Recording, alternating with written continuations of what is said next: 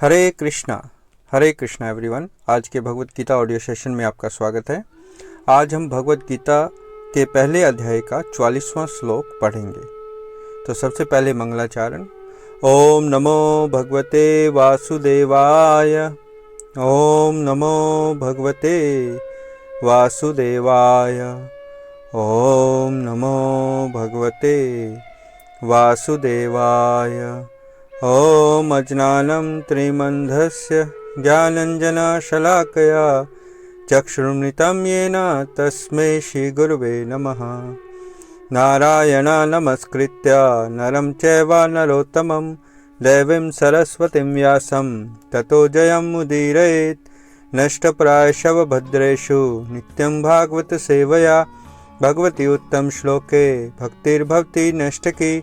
हरे कृष्ण कृष्ण कृष्ण हरे हरे, हरे राम राम राम हरे हरे। जय श्रील प्रभुपाद की जय, श्रील गुरुदेव की जय, कृष्ण बलराम की जय, वृंदावन धाम की जय, नित्य गौर प्रेमानंदे। हरि हरि बोल। हरे कृष्णा। तो आज हम पढ़ेंगे अध्याय 1 श्लोक संख्या 44। अहो बत महत् पापम कृतुं व्यवसिता वयं यद्राज्य सुखलोभेन हन्तुं स्वजनम उद्धताः। भावार्थ और तात्पर्य जगतगुरु श्रील प्रभुपाद के द्वारा। जगतगुरु श्रील प्रभुपाद की जय। भावार्थ। ओह, कितने आश्चर्य की बात है कि हम सब जघन्य पाप कर्म करने के लिए उद्धत हो रहे हैं। राज्य सुख भोगने की इच्छा से प्रेरित होकर हम अपने संबंधियों को मारने पर तुले हैं। तो यहाँ अर्जुन बता रहा है भगवान को कि हम पाप पूर्ण जघन्य काम करने जा रहे हैं अगर हम युद्ध लड़ेंगे और अपने संबंधियों को मारेंगे। तो ये उसी कड़ी में एक और तर्क है जो अर्जुन दे रहा है अपने सगे संबंधियों को वहाँ देखकर। तो तात्पर्य पढ़ते हैं। तात्पर्य। स्वार्थ के वशीभूत होकर मनुष्य अपने सगे भाई, बाप या माँ के वध जैसे पाप कर्मों में प्रवृत्त हो सकता है। विश्व के इतिहास में ऐसे अनेक उदाहरण मिलते हैं, किंतु भगवान का साधु भक्त होने के कारण अर्जुन सदाचार के प्रति जागरूक है, अतः वह ऐसे कार्यों से बचने का प्रयत्न करता है। जय श्रील प्रभुपाद की जय। तो यहाँ श्रील प्रभुपाद ने जो विषय इंगित किया है वह है स्वार्थ। क्योंकि हम स्वार्थ के वशीभूत होकर बहुत सारे ऐसे पाप कार्य कर बैठते हैं जिसका हमें बाद में पछतावा होता है। तो इस पर चर्चा करते हैं। तो कोई भी कार्य अगर स्वार्थ के कारण या इंद्रिय तृप्ति के कारण किया जाए वह पापपूर्ण कार्य है, यद्यपि वह कार्य अच्छा कार्य क्यों न प्रतीत होता हो। उदाहरण के लिए धार्मिक अनुष्ठान या परोपकार के कार्य करना केवल अपने नाम और प्रसिद्धि को बढ़ाने के लिए यह एक इंद्रिय तृप्ति का कार्य होगा, क्योंकि यह निस्वार्थ भाव से नहीं किया गया है। इसके पीछे उद्देश्य है अपने नाम और प्रसिद्धि को बढ़ाने का।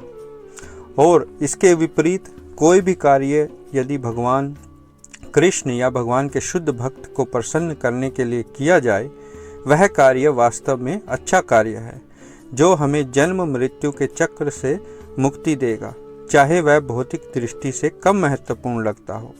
उदाहरण के लिए हम ये भगवत गीता का ऑडियो सेशन चलाते हैं। भौतिक दृष्टि से यह कोई बड़ा कार्य नहीं है और महत्वपूर्ण नहीं है, परंतु आध्यात्मिक दृष्टि से यह भगवान की सेवा है और मुक्ति प्रदान करने वाला है। नैतिक मूल्य सिद्धांत और जो सिद्धांत और नैतिक सिद्धांत होते हैं वो जरूरी होते हैं समाज को ठीक रखने के लिए, ताकि समाज के लोग पागल ना हो जाएं। परंतु हम किसी भी स्थिति में रहें हमें भगवान कृष्ण की सेवा से विमुख नहीं होना चाहिए।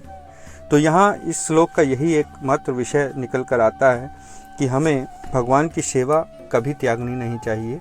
और ऊपर से अगर भगवान की सेवा भौतिक दृष्टि से अगर कम महत्वपूर्ण भी लगे तो भी हमें भगवान की सेवा में संलिप्त होना चाहिए, क्योंकि उसके विपरीत तो स्वार्थ और इंद्रियों की तृप्ति के लिए कार्य जो होते हैं वो हमें पापपूर्ण और नरक की तरफ ले जाते हैं।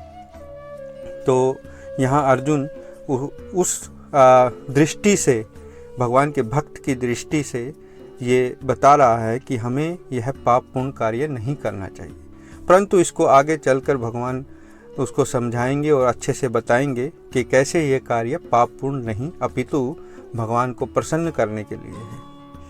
तो आज के लिए इतना ही, और इस भगवद गीता ऑडियो सेशन को आप जरूर सुनें और अपने प्रश्न और टिप्पणी मुझे मेरे व्हाट्सएप पर भेजें।